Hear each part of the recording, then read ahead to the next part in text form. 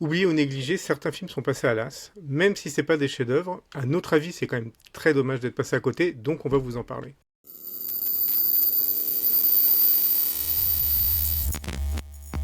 Le premier film dont on va vous parler est Mary Reilly, sorti en 1996 et réalisé par Stephen Frears. À Londres, au XIXe siècle, Mary Reilly, domestique marquée par un passé douloureux, entre au service du docteur Jekyll. Une étrange complicité se noue, mais l'arrivée de l'assistant Mr. Hyde bouleverse la maisonnée. Le film revisite le mythe de Jekyll et Hyde à travers le regard d'une femme du peuple. Donc le film a été en effet réalisé par Stephen Frears, réalisateur entre autres de Liaisons dangereuses et Héros malgré lui, un film moins connu dont on vous a parlé sur une autre vidéo. Le film a eu plusieurs réalisateurs sont passés sur le projet, entre autres Tim Burton, Roman Polanski. Finalement, Stephen Frears prend le sujet, donc on est sur Dr. Jekyll et Mr. Hyde, vu par les yeux de sa servante, donc jouée par Julia Roberts. À l'époque, c'était un des premiers rôles vraiment très sérieux de Julia Roberts, où physiquement déjà, elle était pas en lady, mais elle est très peu maquillée. Voilà, elle met vraiment pas du tout son physique en avant dans ce film-là. Donc c'était un peu une prise de risque pour elle, qui malheureusement n'a pas payé, puisque le film a récolté autour de 45 millions... a coûté 45 millions pour 15 millions de récoltés derrière. Avec elle, il y a donc John Malkovich, gage de qualité, et on a également, dans un rôle un peu plus secondaire, mais quand même, voilà, qui a une petite importance, ou en tout cas, on la remarque, il y a Glenn Close, qui fait une espèce de tenancière de bordel, qui est assez marquante, et voilà, qui est aussi une actrice qu'on apprécie plutôt bien, tous les deux. Donc l'intérêt de Mary Reilly, déjà, c'est une nouvelle vision. On a une vision féminine, en fait, du personnage de Dr. Jekyll et Mr. Hyde. On est sur un personnage assez doux, qui subit beaucoup, et qui subit, en fait, une espèce d'ambiance pesante pendant le film. Le film est plutôt sur un rythme assez lent, ce qui a peut-être fait, d'ailleurs, qu'il n'a pas eu trop de succès. Mais, en fait, l'ambiance est plutôt très bien travaillé, les décors, les costumes, tout ça est extrêmement bien travaillé. Mais on tourne beaucoup autour du personnage de Mary Reilly, d'où le titre. Et on voit un peu la façon dont elle perçoit son entourage. Il y a aussi un aspect un peu de sexualité, un peu plus ou moins refloué de son côté. Voilà, on est autour de différentes thématiques, autour de la violence, autour de la dualité de l'âme, autour de la sexualité. Et du coup, ça donne une nouvelle vision de cette histoire qui a déjà été assez souvent adaptée au cinéma. Oui, et moi j'ai bien apprécié la performance de Malkovich et même de Julia Roberts. Je trouve que le duo fonctionne très bien. Et je suis assez d'accord avec toi sur le fait que c'est probablement le rythme lent qui a fait que ça n'a pas fonctionné. Après, il y a peut-être plein d'autres raisons, mais en tout cas, le film en lui-même, je trouve, est plutôt bon, plutôt très bon même. Donc je comprends pas pourquoi ça n'a pas fonctionné. Alors, j'ai pas vérifié, mais moi, je l'avais vu au cinéma à l'époque. Dans mes souvenirs, je crois que j'étais à peu près tout seul dans la salle. Mais je suis pas sûr, faudrait vérifier, hein, j'ai eu la flemme, donc j'ai pas vérifié. Je me demande si c'était pas tombé pendant des vacances, juillet-août. Et c'est vraiment pas la bonne période pour sortir un film de ce type-là, en tout cas. En général, on sort les gros blockbusters, les gens, ils vont au ciné pour manger du popcorn et voir des trucs qui bougent. Si c'est bien la période, j'ai l'impression que c'est cette période-là. Si c'est bien cette période-là, déjà, ça a dû tuer le film dès le départ. Ensuite, Julia Roberts, on était sur une époque où elle cartonnait, elle marchait à fond. Le fait de prendre le truc un peu à contre-courant, d'arriver, voilà, pas maquillée, pas basée sur son physique. Elle était quand même surnommée la fiancée de l'Amérique à l'époque. Et là, du coup, la fiancée de l'Amérique, du coup, on la retrouve pas du tout dans ce film-là, hein. Parce que voilà, comme je disais, un physique plus banal et tout. Ouais, Londres 19e siècle, le costume, etc. Oui, oui, voilà, c'est une servante et tout, donc elle a pris des risques. Du coup, ça n'a pas payé malheureusement. Et donc, je pense que voilà, l'ensemble fait que ils sont peut-être dit que Julia Roberts vendrait le film, mais la façon dont elle est dans le film n'a pas aidé. Et ensuite, la période où c'est sorti, si je me trompe pas, je pense que ça a joué contre. Et après, en effet, le rythme et tout. Je crois que ça n'a pas été obligatoirement toujours en plus bien apprécié par les critiques. Voilà, moi à l'époque, je crois que j'en avais vu des bonnes aussi. C'était un peu partagé. Moi, j'aime beaucoup le film.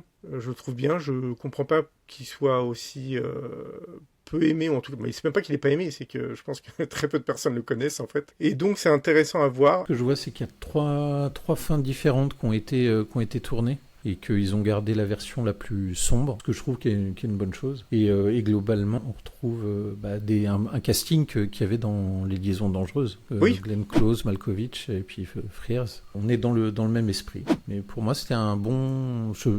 J'étais passé totalement à côté, mais comme beaucoup de films. Moi, je l'ai en DVD, mais je pense que il y en a pas beaucoup à l'avoir en DVD. 10 en France, peut-être. Ouais, c'est ça. Non mais voilà, après pour ceux qui connaissent Dr. Jekyll et Mr. Hyde, on est sur les mêmes thématiques. Ceux qui connaissent pas trop, comme je disais, voilà, on est sur la dualité des personnages, sur le côté innocent face à la violence qu'on peut avoir en nous. C'est tout le principe de Dr. Jekyll et Mr. Hyde. Après voilà, on est sur quelque chose du suspense qui se rapproche plus ou moins de l'horreur, mais voilà, on est sur des thématiques de violence et de dualité. Encore une fois. Ouais, moi, le seul film sur le sujet de Dr. Jekyll et Mr. Hyde, tu vas rire, Greg, c'était un film que j'ai regardé plusieurs fois étant gamin. C'était Dr. Jerry and Mr. Love avec Jerry Lewis. Qui est très très bien aussi. Qui est très bien. Vraiment très bien. Et c'est un film qui me faisait peur quand j'étais petit. La transformation me faisait peur. Pareil.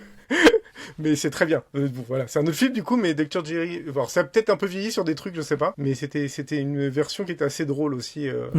Et qui a été repompé avec Professeur Folding, qui était nettement moins bien, avec Eddie Murphy, mais qui dans cette version-là était à base de beaucoup de paix et de roux. Ouais. C'est volé moins haut. Mais sinon, ouais. Donc oui, c'était une des adaptations. Bon, là, il s'était un peu reculé du livre de base, mais là, on est plus sur un truc un peu plus classique. Hein. On est quand même sur l'onde de l'époque et l'atmosphère, tout ça compte beaucoup dans le film. Ouais, très bonne ambiance, même l'ambiance musicale est vraiment très bien. Puis le jeu est bien et le film se laisse regarder, donc il n'y a aucun souci. Si vous l'avez vu d'ailleurs, dites-nous en commentaire ce que vous en pensez.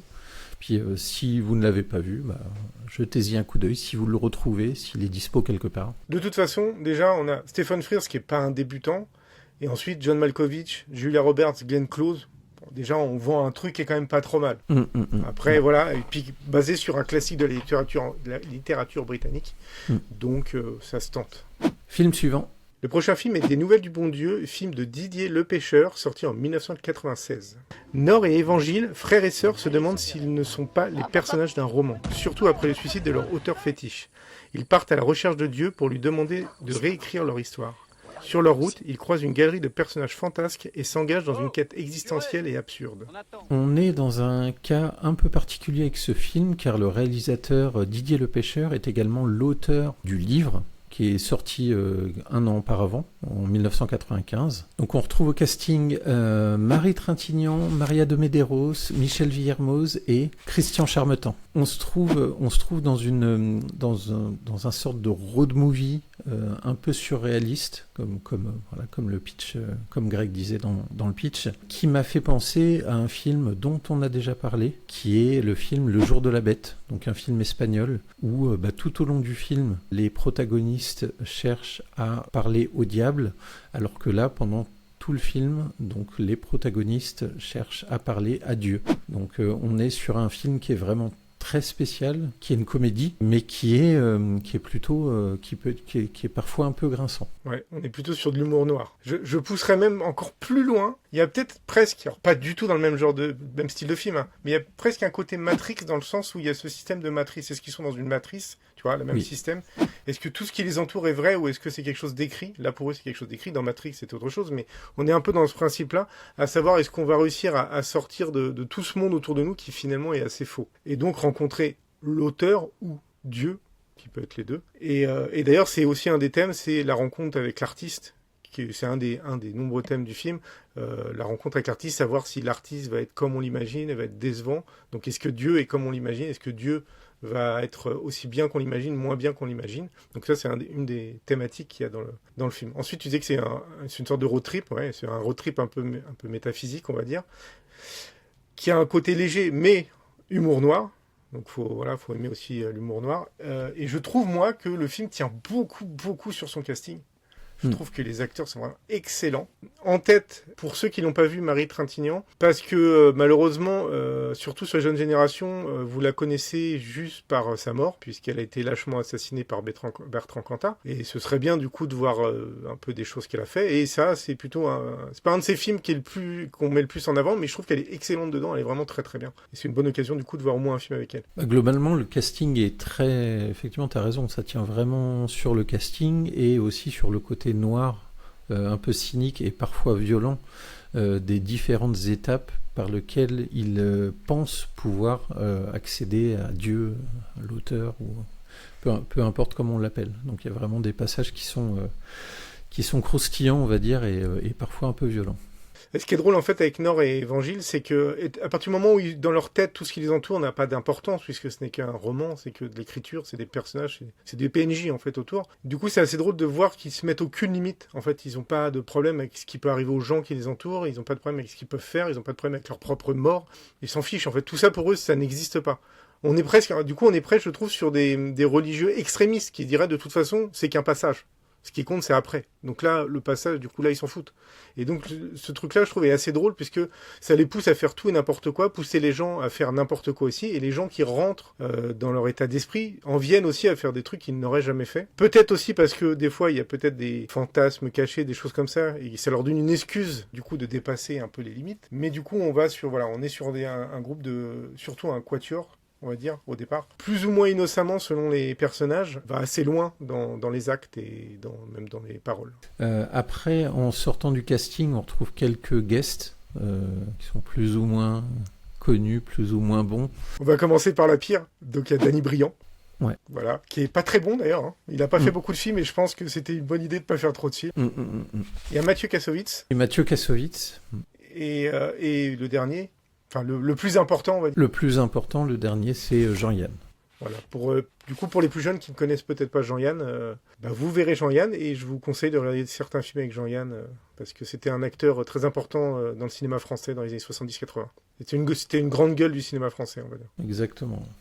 Et que d'ailleurs, vous pouvez aussi même retrouver des fois sur des citations, des choses comme ça, parce que c'était quelqu'un qui était plutôt intelligent, très rentre-dedans. Il pouvait avoir ce côté un peu, pas beauf, mais un peu brut de décoffrage, mais c'était quelqu'un d'intelligent et d'intéressant, donc intéressez-vous à Jean-Yann. Voilà. Et donc, il apparaît dans le film, ça fait partie des guests du film. En tout cas, c'était une bonne surprise. C'était une bonne surprise et je crois pas qu'il y ait beaucoup de films français qui sont partis un peu dans cette direction. Je sais pas si toi t'en connais. Non, comme ça, non, c'était... à l'époque, justement, j'avais été plutôt surpris, ça changeait un peu de ce que je voyais en général dans le cinéma français. Et le casting aussi était pas spécialement un casting qui était facilement vendable. Je pense que ça devait être, en tout cas sur le casting le casting important, Marie Trintignant était certainement la plus connue. Mais Marie Trintignant a jamais été l'actrice méga bankable non plus. Ouais. Donc s'appuyer que sur elle pour vendre un film, c'était compliqué. Et ce qui suit derrière, c'est pas, même si c'est des très bons comédiens, même si Mariam de Medeiros a fait une apparition dans Pulp, entre autres, c'est pas elle non plus qui vend un film. Mais voilà. Mais le casting était bien. Et d'ailleurs, je voulais dire pour Villermoz qu'il était au départ dans sa carrière, il a fait certains petits sketchs avec Dupontel. Des sketchs d'humour noir qui étaient plutôt très drôles, donc il lui-même était déjà pas mal dans l'optique de l'humour noir. D'accord, effectivement, il y a quelque chose, ouais. Et voilà, on s'y retrouve du coup. Et c'est vrai qu'il y a un petit côté Dupontel. Oui, parce que d'ailleurs, du coup, tu dis, il n'y a pas de film trop français qui était un peu dans ce genre-là, mais à la limite, Dupontel va dans ce type-là. Voilà, donc c'est vrai que j'y avais pas pensé, mais Des Nouvelles du Bon Dieu, à la limite, pourrait se rapprocher un peu de ce que peut faire Dupontel. Avec quoi? Avec Bernie, avec... Bernie... Adieu les cons. Adieu les cons aussi. Hein. C'est vrai qu'on est un peu là-dessus aussi, puisqu'en plus, on est sur le thème de la mort et tout ça, donc on se rapproche un peu de ça. L'humour noir de Dupontel est assez proche de ce qu'on peut retrouver sur ce film de Didier Le Pêcheur. Qui, lui aussi, Didier Le Pêcheur, était un peu en marge et aimait bien aller sur des thèmes un peu spéciaux, puisque, par exemple, il a fait un film dont j'ai oublié le nom, mais voilà, vous pourrez peut-être le retrouver, où c'est un gars qui travaille dans une morgue et qui se met à coucher avec le cadavre d'une femme et la femme se réveille et ils tombent amoureux l'un de l'autre. Donc voilà, autant vous dire que le sujet de base est assez spécial, mais voilà, c'était un autre film de Didier Le Pêcheur, donc lui aussi est parti sur des sujets qui n'étaient pas toujours simples. Alors ceux qui disent que Blanche-Neige, quand le prince l'embrasse sur la bouche, c'est un viol, alors là... Ouais, là, il a dépassé le passage de Blanche-Neige, là. D'ailleurs, je pense que ce film ne passera jamais à la télé, que vous ne le verrez nulle part, parce que je pense que même Didier Le Pêcheur ne le mettra pas en avant, parce qu'il sait très bien qu'il aura les foudres de 50 000 associations et 50 000 internautes vénères dès qu'on bouge une oreille. Donc, je pense que vous n'entendrez pas parler de ce film. Dites-nous en commentaire si vous avez vu ce film, qui est vraiment très original et qui vaut vraiment le coup d'œil. Et je vous propose qu'on passe au film suivant. Ouais. Le film suivant est Link, sorti en 1986 et réalisé par Richard Franklin. Jen, étudiante en zoologie, est engagée par le docteur Philippe pour s'occuper de sa villa isolée, habitée par 3 singes, dont Link, un orang-outan surdoué et inquiétant.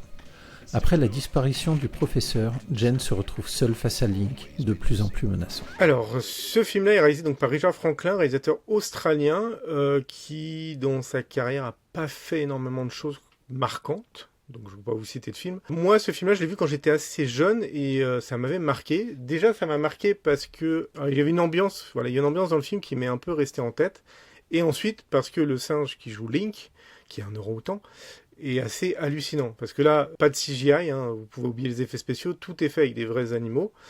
Et l'orang-outan est juste dingue, et l'orang-outan est flippant, et c'est un acteur à part entière du film. Le film est aussi extrêmement intéressant, alors par certains aspects de réalisation, des fois j'avais l'impression qu'ils étaient un peu à la ramasse techniquement et tout, sur des trucs, sur du son, des choses comme ça, mais il y a une ambiance quand même sur la réalisation qui est intéressante, et sur la musique de l'excellent Jerry Goldsmith, parce que la musique est honnêtement très important dans le film.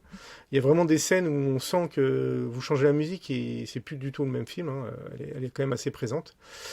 Et ensuite, voilà, des idées de réalisation, la caméra subjective quand les singes bougent, une caméra subjective un peu tremblante et tout, qui met un peu aussi une ambiance assez intéressante. Et ensuite, le casting, le duo principal, Terence Stamp, qui était déjà un acteur confirmé à l'époque, grand acteur britannique, et ensuite Elizabeth Shue, pour qui c'était le deuxième film, et qui on sent déjà qu'elle est plutôt intéressante, que ça va être intéressant par la suite. Et en effet, sa carrière a fait... après, elle a enchaîné pas mal de choses importantes, comme Retour vers le futur, ce genre de choses. Donc c'est devenu une actrice quand même qui était importante dans les années 80. Donc voilà, le duo aussi fonctionne bien, et ça aide aussi à ce film que moi j'aime beaucoup, et qui m'est toujours un peu resté en tête. Oui, moi je l'ai trouvé extrêmement bien réalisé. Je m'attendais vraiment à que ce soit moins maîtrisé, parce que moi je l'ai vu récemment. Le casting est très bon, la musique également rappelle des thèmes. Enfin, moi ça m'a rappelé des thèmes de Jerry Goldsmith. Alors après, je me plante peut-être, mais est-ce qu'il a fait la musique des Gremlins? Ouais. Il a fait les Gremlins, il a fait Rambo, il a fait des grands films des années 80-90. Donc j'ai pas eu besoin de vérifier, mais... Tu as raison, on est proche de Gremlins, quand on retrouve du Gremlins. Et également des petits clins d'œil, des tout petits clins d'œil avec l'histoire de la maison isolée, et il y a des plans aériens qui m'ont fait penser à Shining. C'est vrai, oui c'est vrai, cette grande maison isolée avec les plans aériens, c'est vrai que ça fait penser à Shining, on pense un peu à l'intro un peu de Shining et tout. Exactement. Et les animaux, enfin c'est vraiment ce qui fait la différence, c'est incroyable, et ça met, je trouve, d'autant plus la pression qu'on sait qu'on voit que ce sont de vrais animaux et qui jouent très très bien. Oui. Parfois qui jouent mieux que des vrais acteurs qui sont payés pour. Exactement. Surtout l'orang-outan, vraiment, l'orang-outan est juste bluffant, il est hallucinant. Et ensuite, ce qui joue aussi, je trouve, sur l'ambiance, c'est la construction des personnages qui peuvent paraître assez simples. Mais en fait, il faut voir que le personnage d'Elizabeth Shue est une jeune qui est très ouverte et on sent qu'il est peu sur la défensive. Et donc, on se dit que potentiellement, ça peut la mettre en danger. Et face à elle, elle a le professeur qui, lui, gère ses animaux. Mais on le sent déconnecté. On sent qu'il n'est pas toujours là. Et de temps en temps, il lui dit qu'il faut faire attention pour ci, faire attention pour ça, mais on se dit, c'est pas vraiment lui qui va la protéger, parce qu'il a l'air d'être en effet très déconnecté. Et comme après, ils sont dans une maison très isolée, l'ambiance venant, on sent que ça va prendre un chemin assez flippant, assez angoissant en tout cas. Après, c'est pas un film hyper violent, film d'horreur hyper saignant et tout. On est beaucoup sur une ambiance, on est plus sur un aspect Hitchcockien, on va dire, que sur du film d'horreur bourrin, quoi. Non, mais il est très bien. Enfin, moi, j'ai vraiment bien apprécié. Je m'attendais, vu la date, il date de 1986, je m'attendais vraiment à ce que, en termes même de photographie, de réalisation, ce soit vraiment plus, que j'allais dire classique, mais oui. Et en fait, le point de vue des animaux, la façon dont c'est tourné, plus l'ambiance musicale, j'ai trouvé ça, et puis le casting, j'ai trouvé ça très bien. Très bien. Pour info, le film avait eu, alors je sais plus quel prix exactement, mais je crois qu'il avait été primé au Festival d'Avoriaz, qui était donc le grand festival français des films fantastiques et d'horreur. Et donc il avait été primé. Tu sais sur quoi ? Ouais, le prix spécial, ouais. Le prix spécial.